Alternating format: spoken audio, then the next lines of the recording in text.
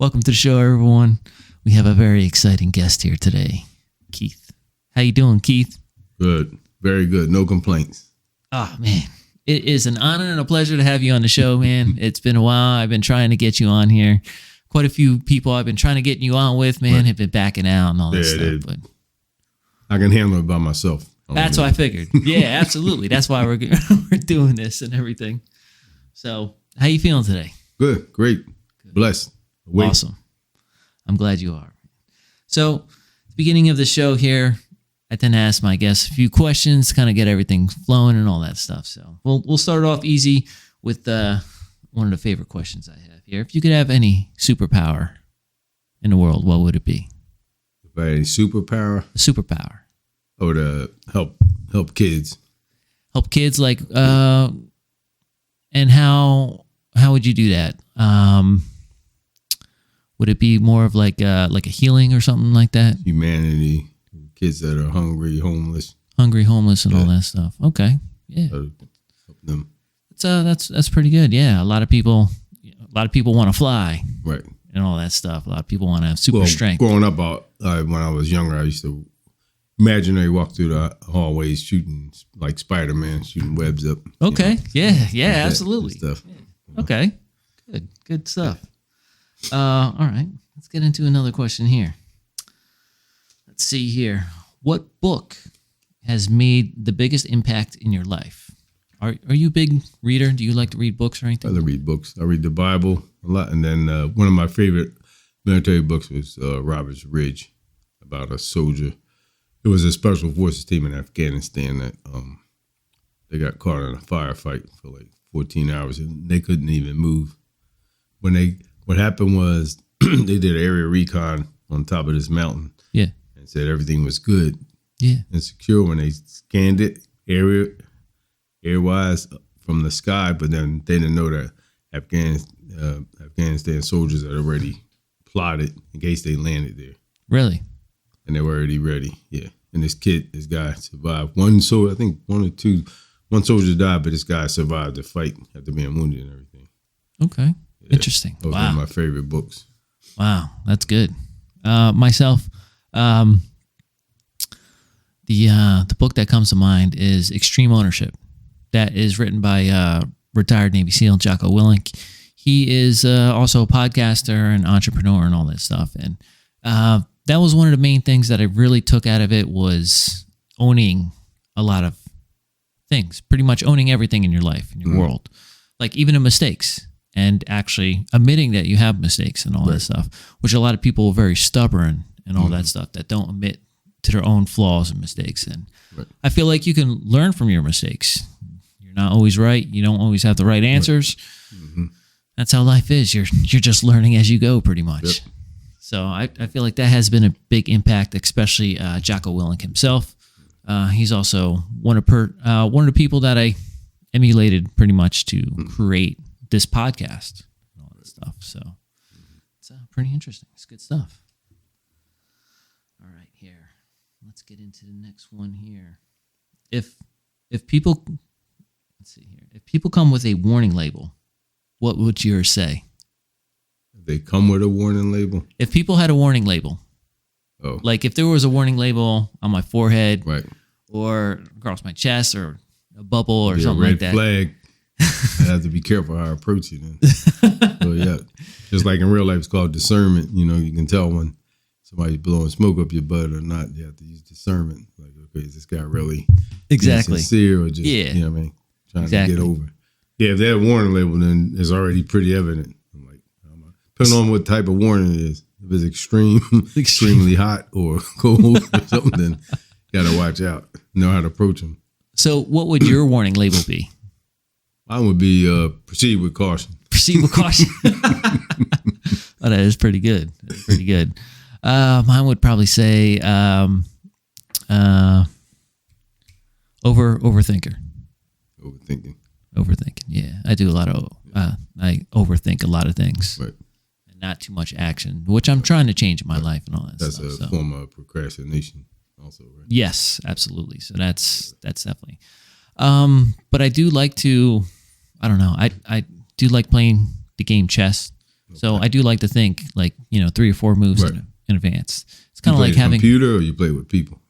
I used to play with people online, right, and all that stuff. Like there's an app on my phone. Right. I used to play with a few people, but it just kind of like, I don't know. It was just too much time on my phone and all that stuff. Yeah. So I kind of like stopped it. And kind of like, time. it's tough. Yeah, I did an episode earlier with a friend of mine, Gina. She's really good. She's like a life coach and all that stuff. But I watched this documentary on Netflix. It was called Social Dilemma.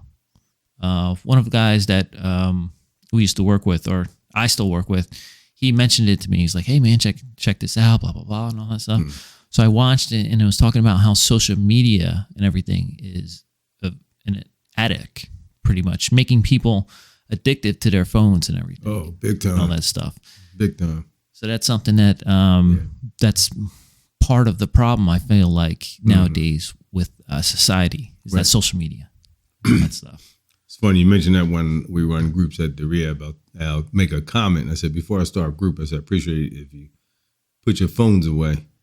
So I said, there's 2 sayings. The Bible says, man shall not live by bread alone or a phone alone. So I said, can you please put your phones away? Because it's such a distraction. And I told them, I said, it shouldn't be with parole, probation, drug. You should handle that on your own, not doing group. Absolutely. Yeah. I got you.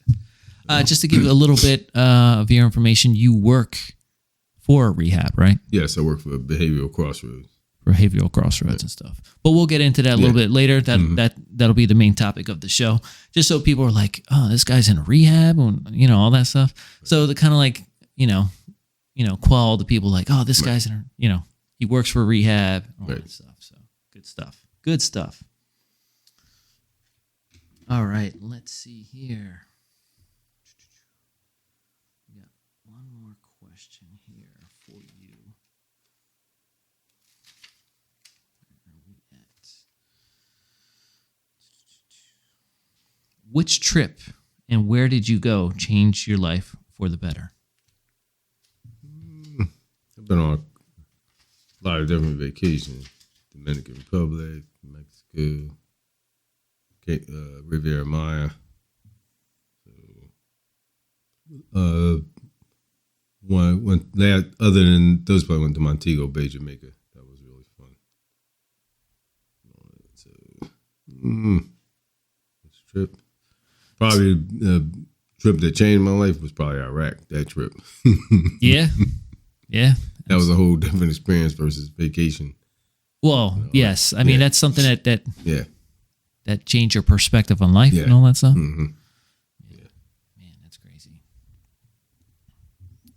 Yeah, that's good stuff. But other than that, normally I go to DR or Mexico. Mexico? Or yeah. And how is Riviera Mexico? Maya. I've never been to Mexico. It's nice, real nice. Riviera Maya is nice. The resort. Everything's right there. You don't have to do anything. Everything's right there. So you go to the resort, right? Right. I heard you don't really get to experience like the real culture until you actually leave the resort and all that. Well, stuff. you can go downtown or go there. You got to watch where you go. They recommend certain places. That's anywhere. Like you go down to the stores, things like that. The culture itself. That's one thing I did when I was in Iraq. I have a book that shows all the cultures and different. You had the Sunnis, the Kurds, the Shiites, different beliefs, religious beliefs, and different people, cultures, stuff like that. But in Mexico, you could pretty much do that.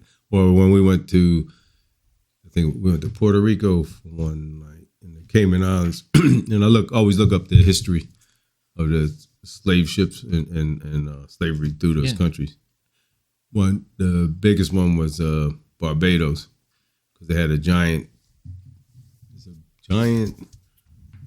statue of a slave guy with the chains broken around the circle. We call them roundabout. And then part of on the island, then they have a plantation where it was an old house where the owners lived and the slaves came and worked. It was a weird story. So when we got there, we went in and the girl said the left side of the house, they had a fire, but the left side of the house maintained the whole rest of the house burned down. So they went to the townspeople, and they had to get more artifacts and everything. Then up the hills where the slaves lived, and you can see the trail coming down. She said, but it was weird because the whole left side of the house stayed intact. Mm-hmm.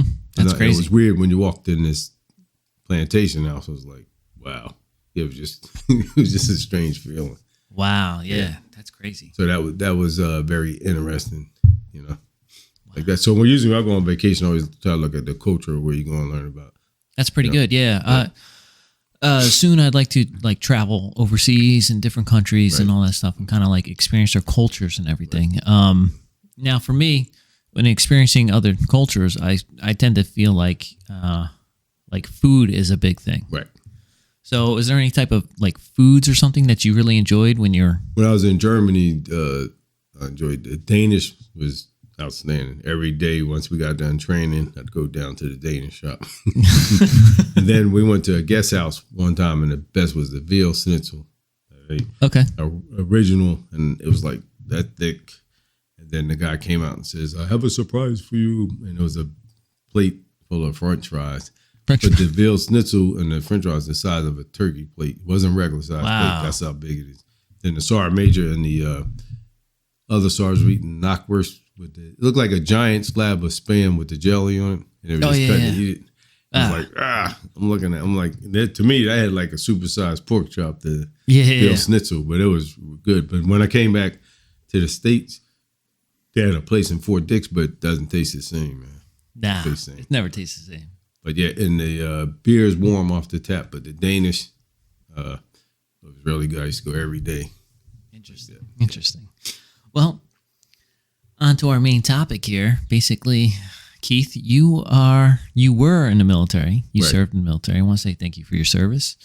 Now, that's what we're going to be talking about. Your military service and talking about the pros and cons of it, how you felt about it, what changed your life and everything else like that, the experiences. And we're going to talk about it for someone that's that's thinking about joining, that maybe you would help them, encourage them to join or whatnot. Okay. So we're going to start with you and ask you, what branch did you serve in? I was in the Army National Guard. I started before I graduated from high school. They had a different name for it where you could sign up ahead of time and go in advance. So August of that year, when I graduated, then I went to basic training. Went to Fort Knox, Kentucky. Okay. And that's when I still had my afro and my goatee.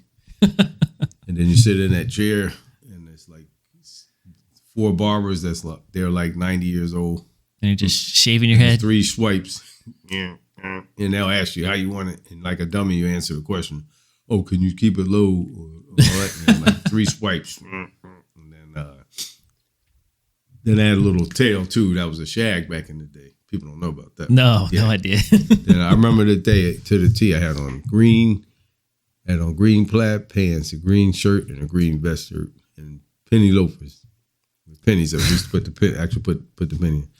So we're standing there. And they call you rainbows when you first come in. Really? So y'all meet up at the airport. You get there, and this guy comes running up.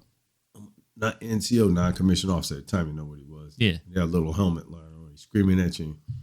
He's like, you guys got a choice. You rainbows, you got a choice to take those clothes, put them in the donation bin, or you can ship them back home. And stuff like that. Wow. Interesting. So I was supposed to be there for 4 months. And then what happened was Fort Carson, Colorado, opened up their training again. So they needed soldiers. So it made like 7 of us. They said, we need 7 soldiers. Made us lay in the street, take our shoes off barefoot in the cockroach position. They said, okay, you guys, 1, 2, 3, 4, you 7 are going with us. Pack your bags and everything. So here's another change. I'm now in Fort Knox thinking, oh, I'm supposed to stay here. And then now going to Colorado. So we went from Kentucky by bus, got to the airport, then we flew to Colorado. Okay. So for 2 weeks in Colorado, you had to wait before the cycle started. And all you did for the first 2 weeks was just sit there, 2 sheets in a blink, tighten those sheets up and go to chow. Once training started, that was it. It was on then. And that was 76. So different type of drill instructor training now versus what they have now.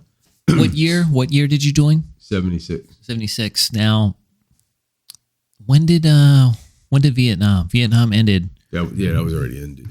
That was already done, right? 68, 69, 67, yeah. Yeah, that already ended. So that was already done. Right. So what was one of the main reason why you joined the military? Something different, growing up quiet and I saw opportunities because it's funny, the guy that recruited me recruited like 12 guys in the neighborhood. Okay. We all went to school together. You all went to school together and everything. And you grew up down here in South Jersey, right? Right. Okay. Well, I grew up in Miami back and forth, and then most of my time was in South Jersey. Okay. I gotcha. Yeah. Gotcha. Interesting. And what was your MOS? When I first went in, we were scouts, $19 scouts. That's what we trained as in Colorado. Scouts? Okay. So you do a lot of land nav, you do a lot of walking, do a lot of land nav involves map reading and all that. You gotta learn the basics, first aid. Yeah. And a lot of training, a lot of foot walking. And then you become a scouts, they call it. Stuff like that. Was there any type of like initiation or like, what do you call it? Like a test pretty much for you to? No, you had to get tested. You had to pass the base training. The main thing is a PT test. You got to pass the land nav test. All the requirements that the Army gives you at the beginning. Because you get trained by a regular Army when you first go in. So you get training, you get all your basic stuff done. Yeah, learn all the drill and ceremony, all the basic stuff. Okay. Yeah. Gotcha. Interesting. So how was it like at that time, like joining? Well, 76 at that time, it was a different time and era because the drill instructors. Now, when we went through, the drill instructors were a little more stringent, more strict. They didn't tolerate. And they were a little bit more physical, right? And more physical, right. So, and then being out in Colorado, they were more physical. So they didn't take no backlash, no disrespect. They taught you strict discipline. I got you. Yeah. So did you get some strict discipline there? I became a squad leader. No. Squad leader. You're straight and narrow and all that stuff. Straight and narrow. Yeah. That's good. Yep. I was like my twin brother say L7. He used to call me Square all the time. I was a squad leader, and then develop your leadership skills at a young age.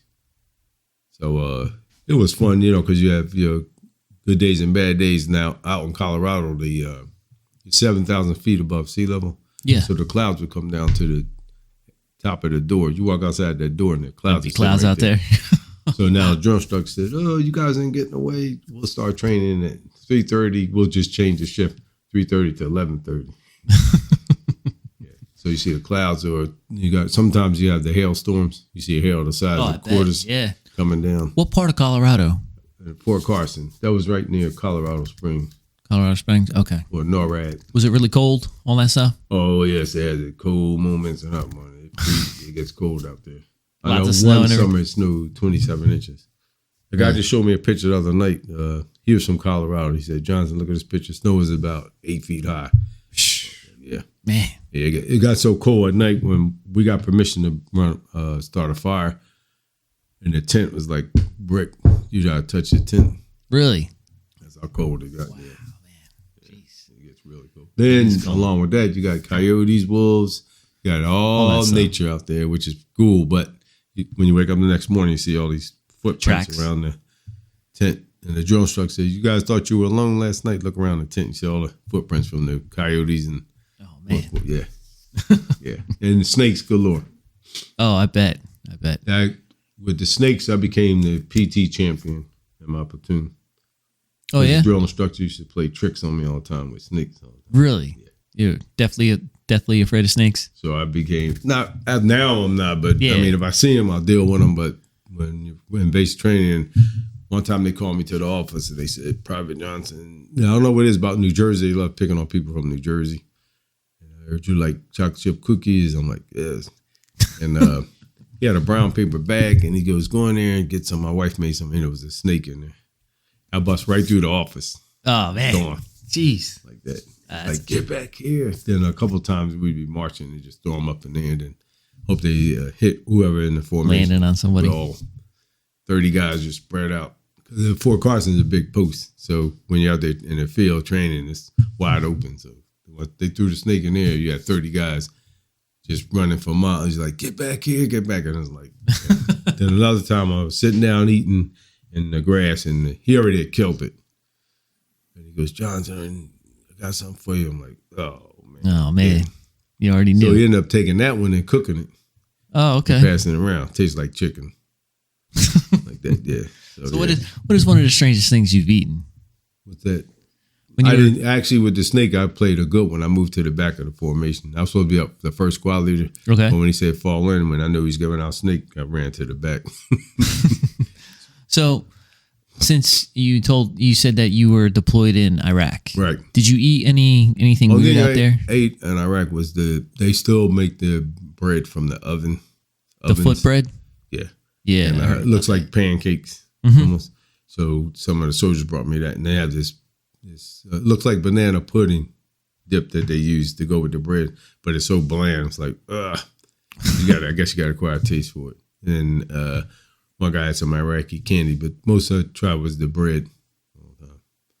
Like that. Really? My job was different than the rest of the guys, so I didn't go out that much. Okay. I was in charge of the whole camp. I had 800 people I was in charge of. I got you. 4 units, 800 people. So I was called a pad manager and get your chops busted out there because they call you a foul, but they call you kind of names. Yeah. But when they need something, hey, Sergeant Johnson. Yeah. We need this. So it got so bad, I put a whiteboard outside my room and told them to write down because they would come to my room. Or every time the power would go out, Sergeant Johnson already knew. So I worked along with KBR and Ingersoll Rand. Those are the big companies, construction companies. So every time there's a problem or something, or a maintenance problem like that, they would call me up like that. So I was in charge of that. I was in charge of all the safety on the camp. So out of the 800 personnel in the 265 rooms, we had to change all the plugs. Okay. Everything ran off British electricity, and people were getting shocked. So they brought a team over from the United States the project was called Operation Safe, where we had to switch over to get away from the British electric. Okay. Yeah. And they had to convert all the boxes and everything. So I had to give every room a special adapter. You need a converter box over there in order to run your laptop or electrical devices. Otherwise, if you just plug them into the British, they would just blow. Oh. Yeah. So. Yeah. So you said you first went in as a scout. Right. What other? Well, a scout, but then I had different jobs. So when I first went in scout, by the time we went to Iraq, we got switched over to infantry, 11 Bravos, which is similar to the same thing. Scouts. So you said when you went to Iraq? When I went to Iraq, we were 11 Bravos, but when you get to Iraq, your duty changes. Because what happens is your duty changes according to your rank. I gotcha. So me being an E7, when I got there first sergeant, you're in charge of this whole camp. Okay. So every weekend I would go around and we would have to shut down every TOC, the little Tactical Operations Center, the headquarters, and reboot everything because everything ran off generators. Oh, okay. When I first went around, they would, who are you? You coming in here? Doing all that I stuff. said, well, if I don't shut it down, you're going to blow it. Yeah. So they got used to me coming around I usually go around on, I think it was Sundays or Fridays. The weekend I would go around. And then we'd shut it down, just reboot it. That's all. Because when I first got there, you could feel the surges coming through my room, and I was a little hesitant about going to sleep. It was like, because everything ran off generators. Interesting. And then I go around, I would do all inspections. And another sergeant assigned to me, and I would have to do all the room inspections. Okay. For all 265 rooms. Man, that's a lot. Out of the 800 personnel. Yeah. So you had civilians and military personnel. Okay. Like that. You had a lot of Army contracts. You had people working for different companies. Like that. So interesting. Yeah. So let me ask you a question. Where were you at when 9/11 happened? I can remember that day exactly. I was I remember that too. 23. GA-23. I was hanging out by A-Pod. Okay. And our officer went in, they left, and then MA said, Johnson, you got to come in and see this, right? So I was based for the moment. I went back again. He says, "No, you got to cease. This is serious." So the inmates we've been watching on TV. Yeah. And when I seen it, man, my head just got a serious headache. I had to go into SDR. I was just waiting for the military to call right away. But we didn't get activated till almost like a month later. I got you. Because they were still grasping everything that was going on. So as you're talking about these things, I also want to say that you were a correctional officer for one of the county jails here in New Jersey, Right. which I want to keep nameless. I don't want to say that. But you worked at the county jail as a corrections officer for how long? 38 years. 38 years? And you retired. Right. I want to say again, thank you for your service for that as well. Right. I mean, that's a very tough job and all that Right. stuff. So you were working at jail and some of these inmates were telling you that something was happening on a TV. You went in there, you saw it Right. as it was happening and all that stuff. It was like shocking because you couldn't believe this was actually happening. Oh yeah. Yeah. Then my head, it was funny when it happened. I couldn't believe it was happening. I actually put some mice on my head. It was like an SDR. When the guy said, "This can't be happening." Yeah. Going back and forth, and then we're just waiting for everything to develop from that point. See what was going on. Pretty much. Then we went back and forth with the unit. Then they finally called us out a month later. Really? So when did you go to Iraq? I went from 2008, 2009. 2008 to 2009. So pretty much after the 2003 when everything started off and all that stuff. But I've been activated back and forth after I got that. Yeah. I had already been out for a year on state active duty. Okay. Yeah. So you're doing all types of stuff in the States and everything. Right. And then you went in 2000, you said 2008, 2009. Right. So how was that? Like, was that the first time? We did a year train up because we had trained up like almost 3,400 troops. So each unit designated trained a trainer. So it was me, captain, the first sergeant, and maybe 10 other guys. We went through the training first, then we brought the units in, then we trained the soldiers. That's the way it worked to get certified. Okay. By a big army. The big army verified everything. Nothing was illegitimate. It was all legit. Interesting. Yeah. You had to go through all the training. Okay. First aid, weapons training, all the basic stuff they need to know. So how was that going overseas for the first time, like getting off the plane and all that stuff? How was that feeling? Well, we went to Germany before that, but this one's a little different. Yeah. So it's like 50% fear, 50% anticipation. Like, okay, but that's what you train for. You got to keep that in mind. That's what you train for. So it's like, hey, you just got to go with the flow. Yeah. It comes to you. Pretty much. Understandable. Man, can't speak to, you got a lot of more soldiers who, like your special forces, all those guys are the real heroes. Who risk their life. Yeah. So even when they went earlier, 2003, 2004 was one of the biggest, like that was really a real serious battle. So I take my hat off to all them guys, the Marines, the Army guys, special forces guys, all those guys, Even your contractors. Yeah, that's tough. There's a lot of civilian contractors over there working. Interesting. So, have you met any of these special forces units or anything like that? No, just certain soldiers. Just certain soldiers that were imparted? I trained with them and all that stuff. Okay. So you're human. We just have fun doing training, cross training. Everyone's just pretty much human. Yeah. What's that? Everyone's human. Like, it's a human factor. Because we do a lot of cross training all together and everybody just there to do the same thing. Absolutely. Yeah. All for the same cause and all that stuff. And they don't treat you different. Everybody respects one another. Respect the uniform. Did you ever go back to Iraq, or was that the only time you went? What's that? Was that the only time you ever went to Iraq? That was the only time, yeah. Okay. Yeah. Interesting.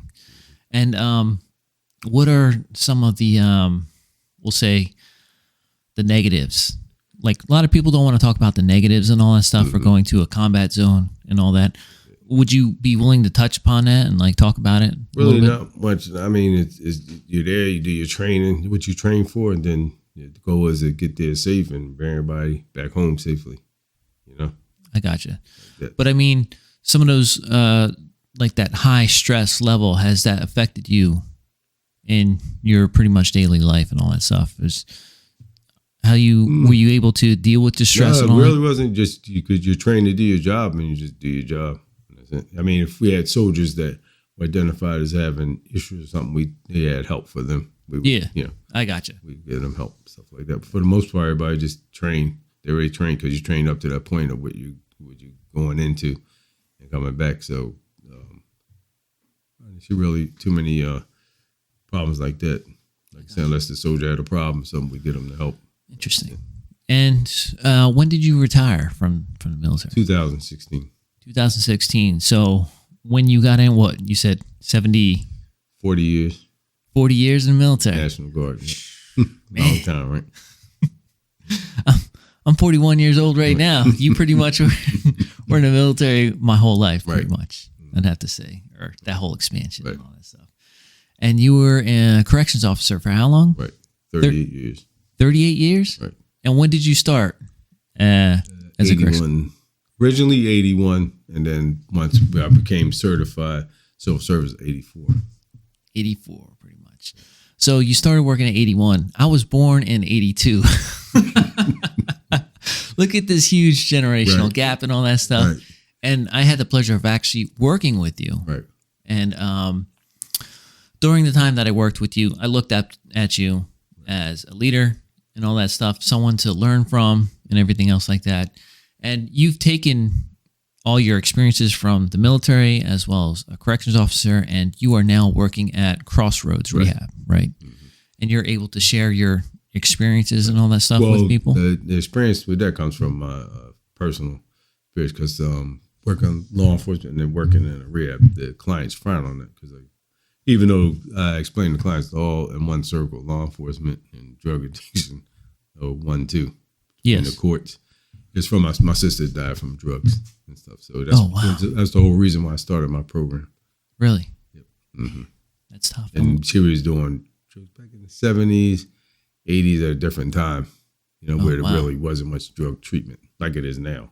Yeah, now you have drug treatment centers all over the place now, whereas before, because back in said she drank a lot, and then she had a liver gave out, and the doc said can't replace it. So. Man, that's tough. Yeah. Mm-hmm. Yeah. And I tell a lot of people, and I used to tell a lot of officers at work, I said, you got to be careful. I said, how you judge the inmates. I said, because I said, you can't put yourself above them. Okay, even though they're there for different charges and everything. I said, you got to be careful because everybody has dysfunction in their family. Whether someone's gay, someone's homosexual, somebody's alcoholic, someone's drug addiction. There's some issues going on. I said, a lot of people don't want to own up to that. And they want to try to keep it hush-hush, but it's reality. You see it every day at work. At work, you play different roles. You got to be a social worker. You got to be a father. You got to be a brother to some of the inmates or something like that. Situations, Yeah. And so I try to tell people, be careful how you judge because it's easy just to cross that fence and be on the other side. Yeah. And I've seen it happen. Someone can make a mistake of getting, having too much to drink. Right. Driving in a car. Right. Accident happens. Mm-hmm. And stuff like that. God forbid, nothing of that does happen. Right. Hopefully everyone is, smart enough to, use an Uber or call a friend and all that stuff. And, don't take those chances and all that stuff because the risk and reward and all that stuff is just. And then some people get, like a lot of people use corrections as a stepping stone to get in a career, but still at the same time, you're law enforcement, you got to be careful. You can't go above that law. Oh, yeah, you can't absolutely. Think because you can do this, do that. No. So, and I'm sure you've seen all that throughout your years of how many people, they take that authority and all that stuff and they take it too far. Right. And all that. Yes, they do. Yeah.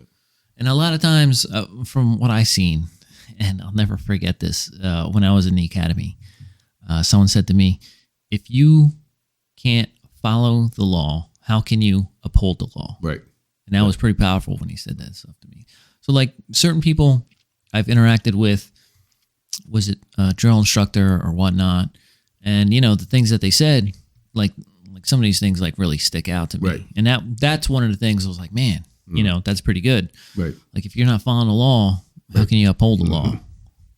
I do speed and all that stuff. Right. So, I mean, I'm sure everyone does speed, but at the same time, you really, I try to live a good life and all that stuff and try to follow laws as much as possible. So, yeah, a lot of it is fear of shame and all that stuff. on myself, my family, and everything else like that. So I do, I have all that. I guess fear drives me to stay on a straight and narrow path and all that. Mm-hmm. So, but man, and of all the years of your military service and your service in law enforcement, what kept you going for so long? What sense of like purpose did you have? Well, wanting to help people. To help people. When I grew up in Miami. I grew up in the inner city, so I saw a lot of violence. I got robbed, jumped by gangs, all that stuff. Just normal city life for some people, and it's like pretty much, yeah. And I said I don't want that lifestyle. So as I got older, then I was always reading. I really wanted to be a detective. I always used to read true detective books all the time. Oh yeah.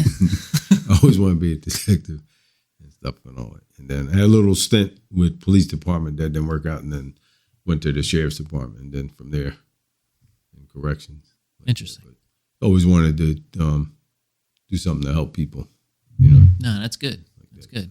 And you were able to, pretty much you have a sense of purpose by helping people out, by doing these programs and stuff. Because you also did outreach for juveniles, right? Mm-hmm.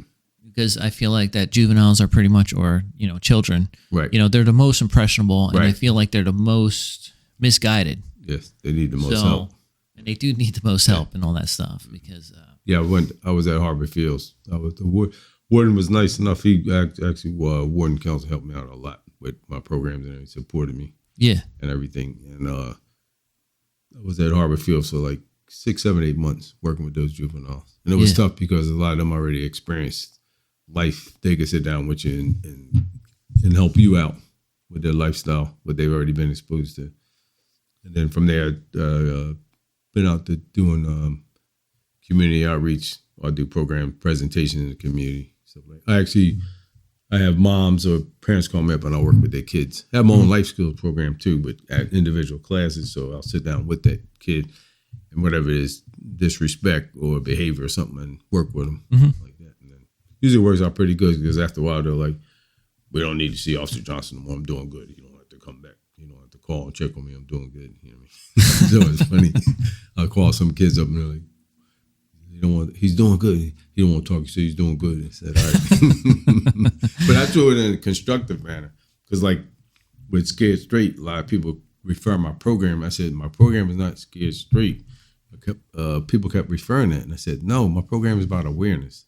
Operation Wait, we're on this thing together. I said, because it's about awareness and just showing the kids that if they make a wrong choice, this would happen to them. So when I was at Buena High School for 5 years, and I went to Folsom School for 4 or 5 years, and one day I was standing in the hallway and the kid came up.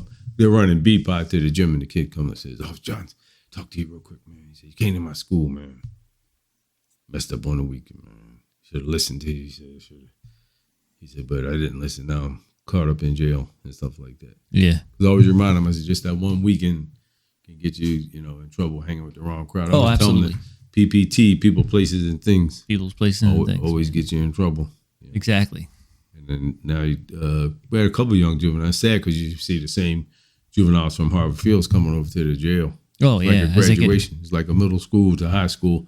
And then college is their prison. And it's sad, A lot of those kids are in a broken system, especially from the home life, Yeah, it's tough. Yeah. Do you have any success stories that someone that you actually changed their life or perspective? A couple of kids I talked to, a couple of people I graduated at the rehab. They graduated. One was an Army soldier. Actually had a correctional officer, I ain't gonna say where he was from, that graduated. He had problems. Yeah. Like they had a mom with cocaine. She was born into cocaine. Yeah. And then the addiction took over. She came back and graduated her. Got her help with diapers, DCP, and peanut, and stuff like that. So I see a lot of ministry people come up and say thank you, for absolutely helping me out and absolutely. doing this to try to help people. Yeah, that's good, man. It feels like a sense of accomplishment. All that stuff, helping people and all that stuff. I have some people I don't even remember.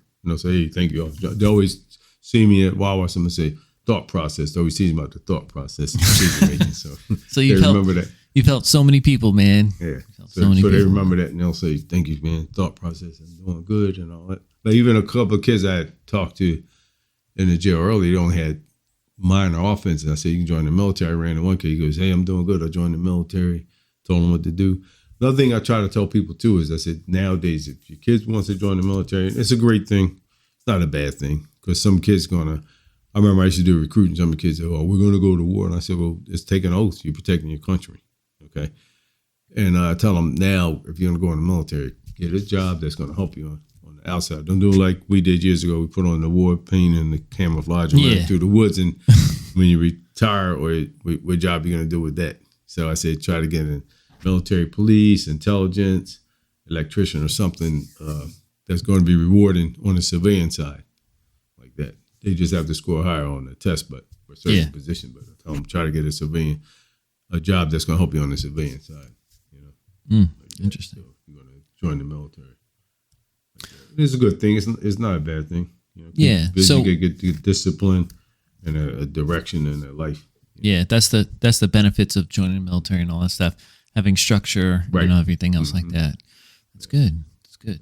So you would, as you were saying, you would suggest that to younger kids that have kind of like don't really have a path in life and all that stuff, and No, it's funny. Years ago, the judges, people always ask me that. Years ago, in the late '70s, the judges were sentenced juveniles to the military. Yeah, now it's all changed. Yeah, now. back so in the day, say, they don't bring that back. I said no, it's all changed now. It's all voluntary. Yeah, back in the day, it was either go to prison or go to military. Man, that's crazy. It's crazy times. Like some kids I know go in and they'll do the first 4 years, say, okay, that's enough for me. But at least they got the 4 years in to taste the military, see if they like it or not. Then they make it a career. Then some people I know, they'll do the whole 20 years, 25 years. Yeah, absolutely. Like that. Absolutely. And as you go through, then you move up in rank, your schooling and everything and all that. So it's plenty of opportunity in the military for schooling, education, college, all that. So absolutely, a lot of benefits there. Good stuff. Real quick, do you have any anything you would like to share with the audience out there about anything of we'll say law enforcement nowadays? Because right now the public's eyes of law enforcement isn't. Yeah, it's really bad. Really bad, negative. The perception is bad. That I had a client the other day, and I had to tell him, I said, look, not every police officer is a bad police officer. Okay, you do have bad apples. And I said, but majority of these guys go to school the rest of their life, and everything have families too. I said, so they're human too, and you got to understand that. So I said, it's a two-sided street, So you can choose, just like life is made of twos. You got hot and cold, right or wrong. I said, so you guys know the law. You got people who now try to twist it, turn it, and all that, especially with the bail reform. So some people don't really like that too much. They feel it's not working. That's something that's in New Jersey that it's going to have to be adjusted, and all that stuff, and figured out. But for the most part, people need to respect. Like with I seen where a lot of towns were they wanted to do away, defund the police. And now some of them are regretting that. That was going on in Seattle. But you need the police. You need law and order. You got to have some type of law and order. And it's just that. You brought up earlier about the phones and social media and all. A lot of those are just so much negative influences now, especially with younger teenagers and everything. Everything is social media, the phones, and everything is just it's just terrible.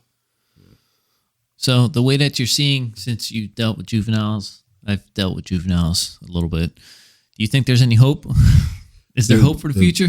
Hope with that is the parent drug. Yeah. They're the first teachers. Yeah. The parent drug, and they're the first teachers. You got observed behavior, learned behavior. So they're only going by what this. And it's sad if a kid's broken, is raised into a home where it's just one parent, one mom struggling or something like that, or a broken home and stuff like that. But there's a lot more resources out there now than ever before to help families. Stuff like that. Lot more resources. Absolutely. And that's, I think, that's one of the biggest things is that there is help out there. Right. It's just finding the help that fits you and all that stuff. And parents have to be proactive too. Some people just like to leech on the system and think it's just going to happen. No, they have to get involved also. Yeah. There's a lot of kids I work with. I tell parents you got to get, you got to be involved too in the kid's life. You just can't check the kid away, you know, because first you got to identify that behavior, see what's going on. Yeah, you know? yeah, that's another thing too. And a lot of it that we've seen recently is the uptick in mental health and all that stuff. Oh yeah. And that is, would you say that's from like drug addiction or, what would you say that's from? Well, you have drug addiction, you have people with mental health issues themselves. Just the mental health issues. The danger part of that is people with mental health issues that are taking psychotropic meds for their mental health and then mix it with illegal street drugs. Then you got double whammy. That's even more dangerous. So it adds on top of their mental health and all that stuff. Like that. And then now the problem is now with the drugs, with the fentanyl and fentanyl, cocaine, meth is making all come back. That now the drugs are cut and mixed so bad that it's altering the brain. As soon as they get it, it's a quicker addiction now than before. Oh yeah, you know what I mean? Bet. Or one bad pill, one bad drink, one bad trip, and then there they go. Now they're just messed up for life. Some of them. Yeah, and it's sad. You know? Yeah, it is sad because there's I've seen a lot of talented people, artists and whatnot, and it's all thrown away through alcohol or drugs and all that stuff, and just the wrong mistakes and all that terrible, stuff. Yeah, it's terrible and it's really sad because what it's doing to society. Yeah, absolutely. And you feel bad for the children because that's the main thing we got to worry about, children. Yeah, because they're very impressionable and all that stuff.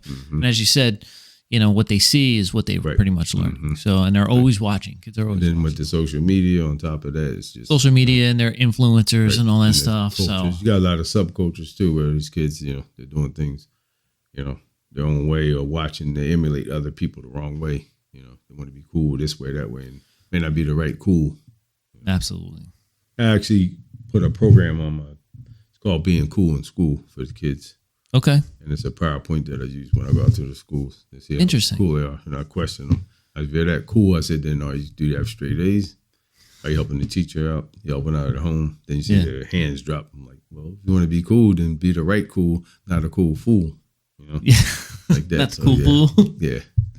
Oh, that's pretty good. I cover that. Do you still do that stuff? Do you still go out to schools and everything? That's good. So you're still actively helping out in the community at the Crossroads Addiction Recovery, as well as going to schools and all that stuff. In the college, I do go out to college too. Colleges as well. And all that stuff. I just do a display, and then they tell them about jail life, experience and stuff. Just trying to help reach one so people don't make those same mistakes. Absolutely. Especially nowadays. Now it's just the whole system has changed. I tell them you try your best to obey the laws. Absolutely. Not get in trouble with the law. Yeah. I hear you. Well, we're gonna wrap the show up in a little bit. Do you have anything else out there that you wanna say to anyone? No. Pretty much covered a lot. So. Yeah, we did. We went through your whole career, military, law enforcement, your outreach program and all that stuff, and helping out in the community with kids and college students and everything else like that. And I want to say again, thank you for your service and your continued service in the community and helping us, become better and all that stuff. Appreciate it. All right, sir. I want to say thank you very much. And if you guys got anything out of this show, write something in the comment. Reach out to Keith. Are you on Facebook? Yes. Yeah, you are on Facebook and all that stuff. I'll put that information in the description below and all that. So in case anyone wants to reach out to you for any type of information and all that stuff, share with your friends and family and all that stuff. And on top of that, hopefully you had a good day. Thank you very much.